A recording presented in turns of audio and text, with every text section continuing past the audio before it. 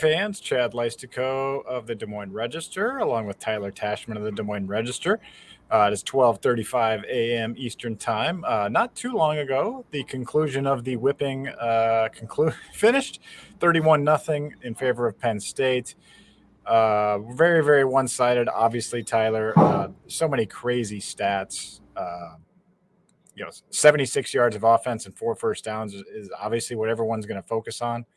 But I focus on 97 plays to 33 for Iowa and 45 plus minutes of possession time. I don't ever remember seeing a game with that kind of disparity of ball control. I mean, Iowa's offense was on the sideline the whole game. I think outside of having like a major injury or something like that, this was about as bad as you probably could have planned it out to go. It was just it's hard to kind of put it into words now but it was just, I mean, the offense looked like it did last season. There wasn't a whole lot of life, and I think not having Caleb Johnson and Jazzy and Patterson didn't help, but at the same time, it felt like Iowa's O-line was just getting dominated up front. I'm not sure how much those two guys would have really made a difference.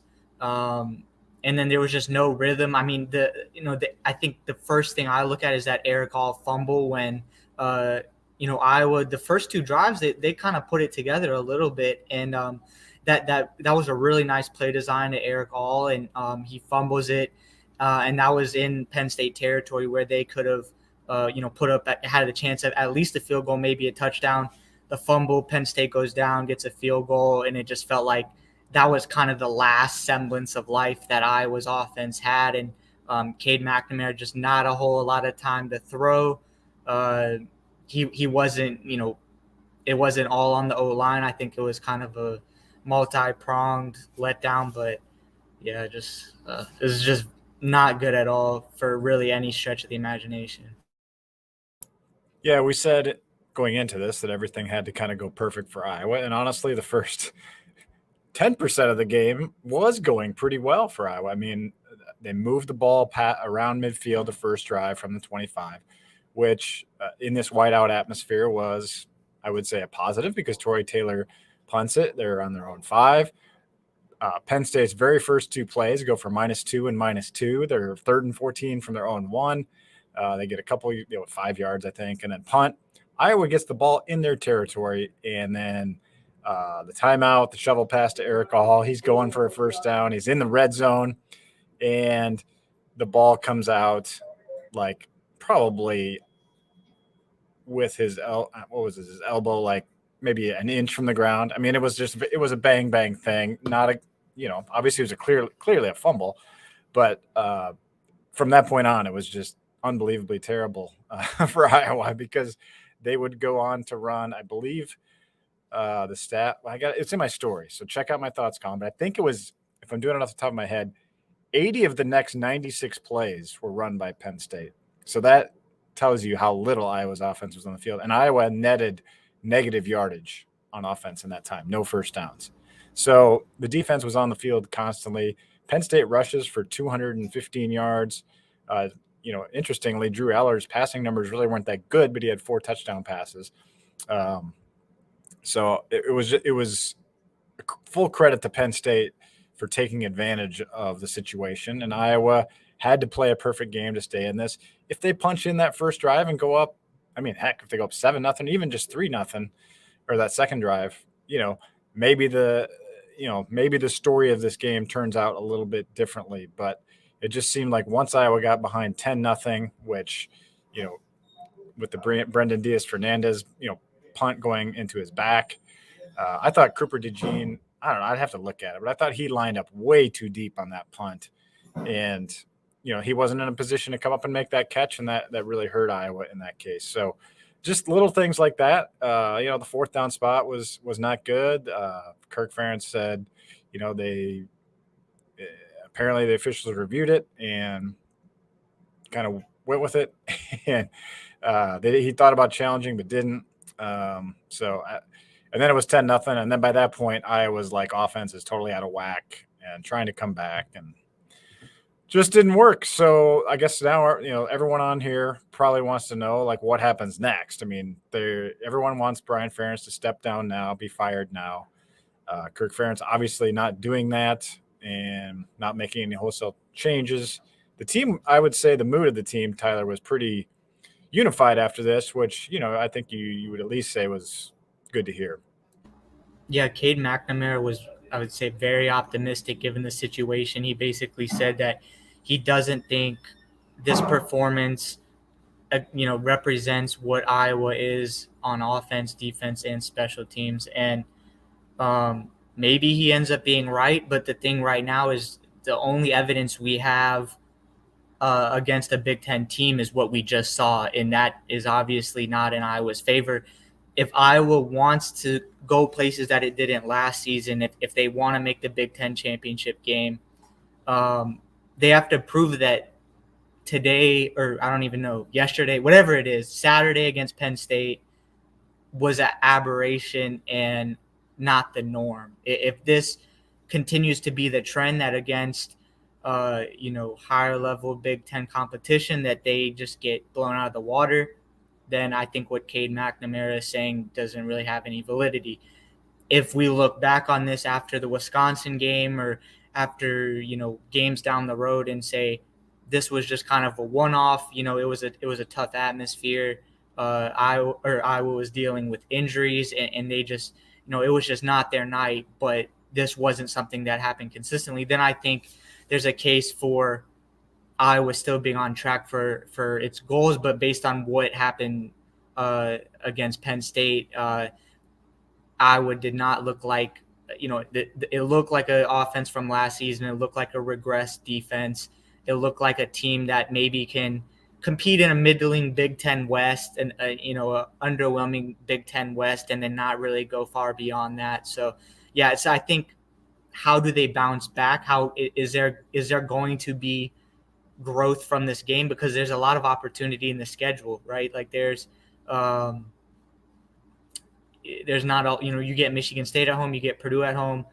Those are great opportunities to try to right the ship. And if it doesn't happen these next 2 weeks, then it seems really kind of grim moving forward.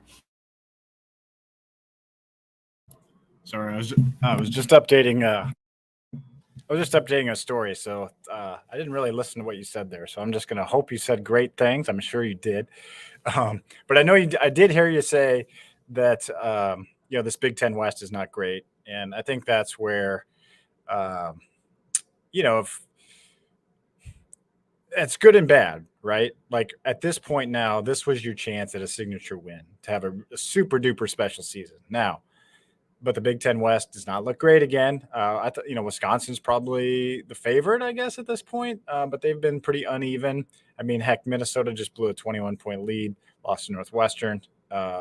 Illinois and Nebraska barely skated by very inferior opponents. And then, here's Iowa with Michigan State coming in, reeling after a loss to Maryland with his coach gone. People are already starting to transfer. That feels like a good get well game next week. And then you get Purdue at home, another team that, really is not playing that great right now. And then it's at Wisconsin. That's probably going to be the game where you need to win the Big Ten West if you're going to.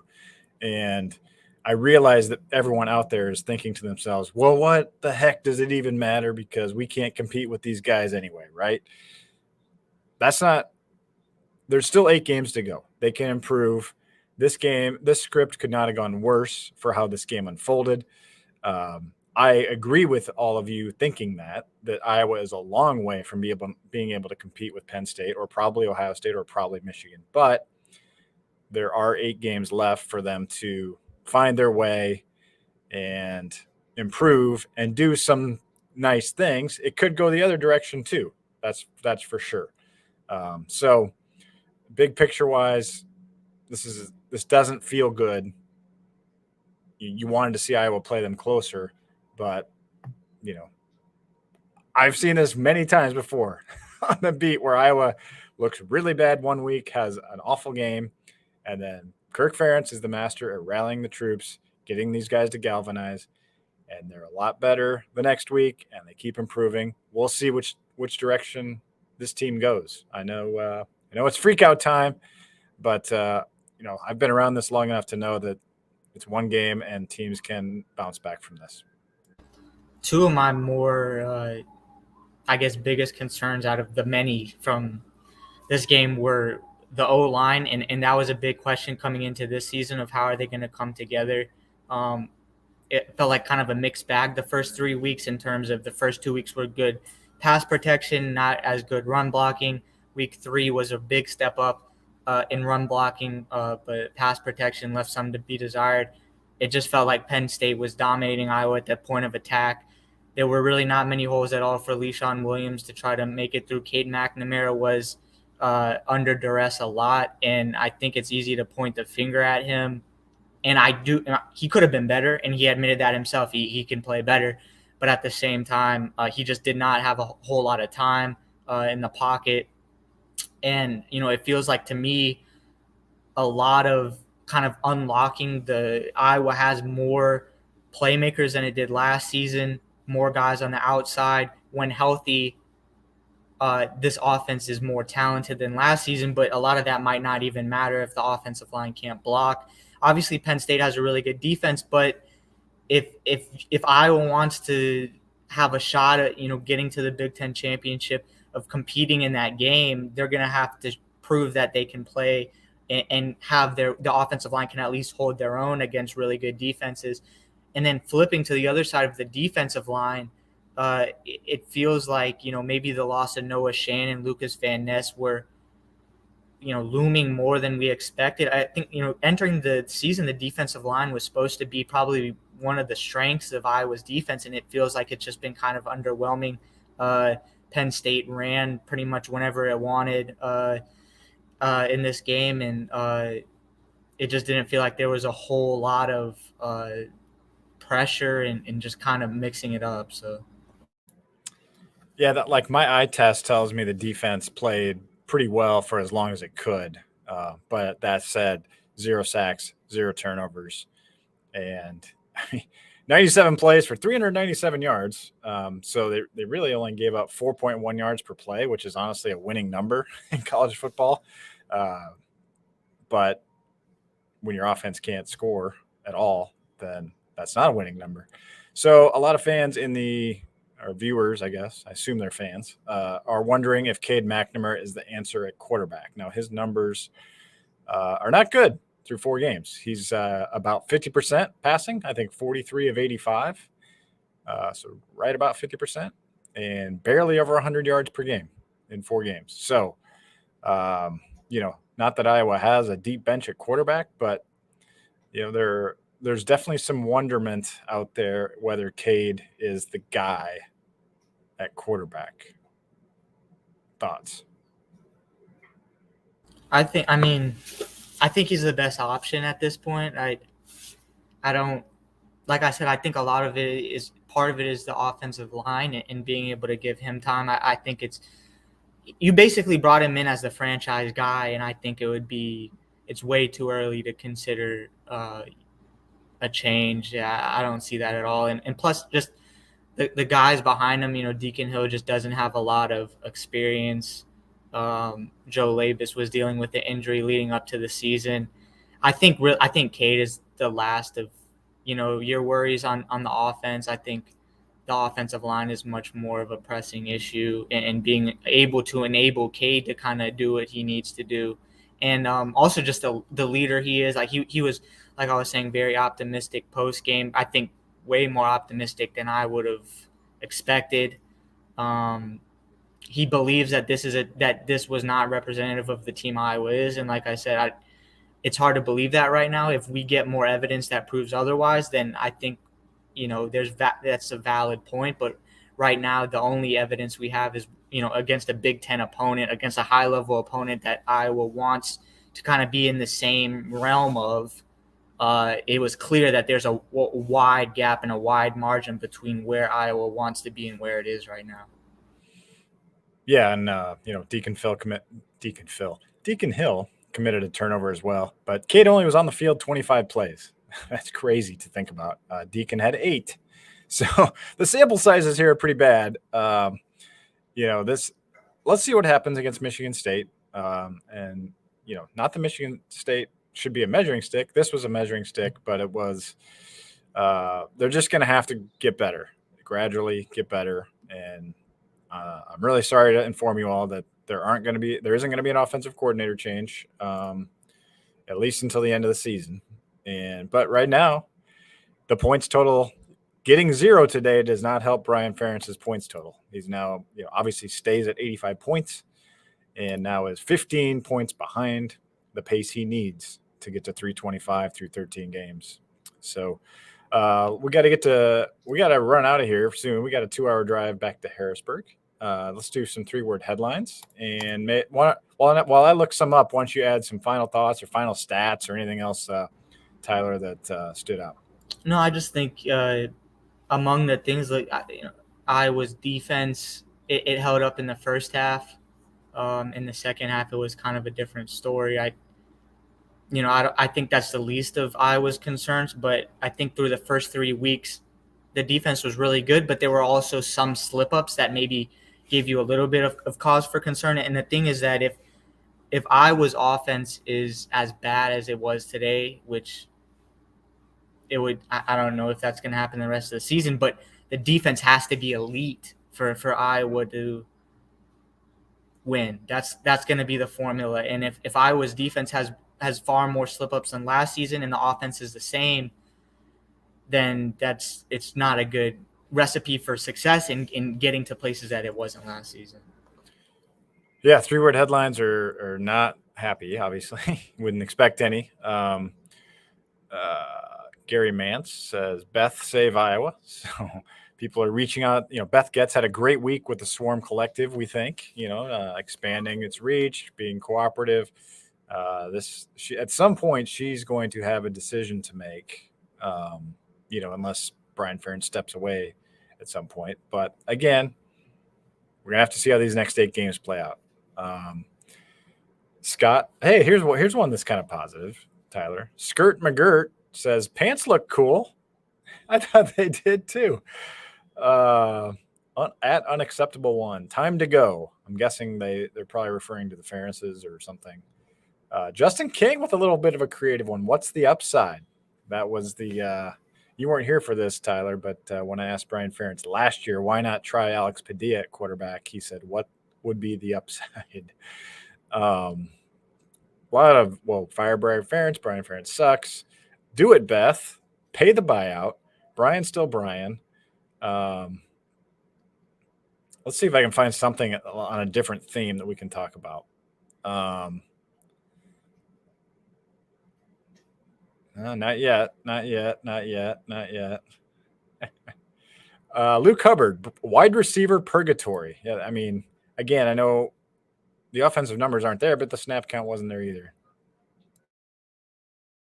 Yeah. No, I mean, I think that's fair, and I would be frustrated just looking at the offensive output. I feel like Iowa has to. I think, and I've said it before, the offensive line kind of has to figure it out.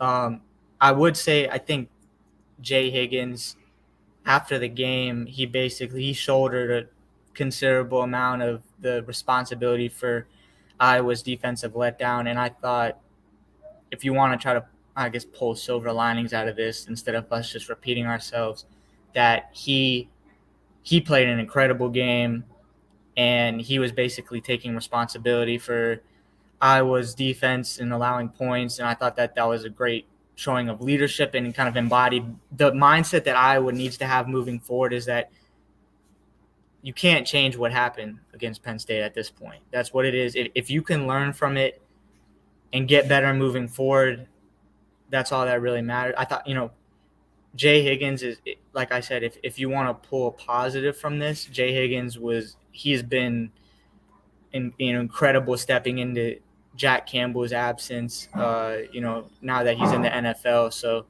I think defensively, Nick Jackson as well was really good. I think there's some things more that you need to clean up defensively to give yourselves more of a chance. And obviously the offense has to put up points for that. But Yeah, that's all I have to add. Sorry, I had to unmute myself. Looking for some. I know Kennington fired some my way, and I'm having a hard time finding them. So if I come up with them, I will. Up next, Michigan State tonight game at Kinnick. Curious what the environment will be like. I mean, I know everyone's not happy right now. Here we go, Kennington. All-time low. I've seen lower. I have to say, I've seen lower in my lifetime. Need more Anderson. Where is Brown? So yeah, again, goes back to the wide receiver questions. And then he says, West still winnable. West still winnable. So it is. It is. I know it's discouraging. I feel for you guys out there watching this. It had to be really frustrating. You're on this stage and it just doesn't happen. So really, since the 2021 win against this very team, Penn State, it's really been kind of meh ever since then as a program, especially on offense. Very few high moments, and it sounds like Penn State reporters were saying that James Franklin was showing the injury flop stuff all week to his team, and that I guess I didn't see this, but I guess one of the Penn State players did like the injury fake fall down like LeVar Woods did last or 2 years ago after one of the sacks. So it was definitely on their minds. Revenge was on their minds, and they got it. This place was out for blood tonight. Great atmosphere, right? I mean, it was pretty amazing to be here. Just was not a fun night for the Hawks. I'll give you the last word. We got to go. No, I just think it's an early season crossroad of how Iowa is going to respond or lack of respond to this. I think this would be a very easy spot for the season to kind of spiral if it is going to. Last season, Iowa lost 3 consecutive games, kind of figured it out to a certain extent, putting it in a position to get to the Big Ten championship and didn't get there. So I think this is going to be how Iowa responds to this, because this is major adversity, the real first major adversity we've seen them deal with this season.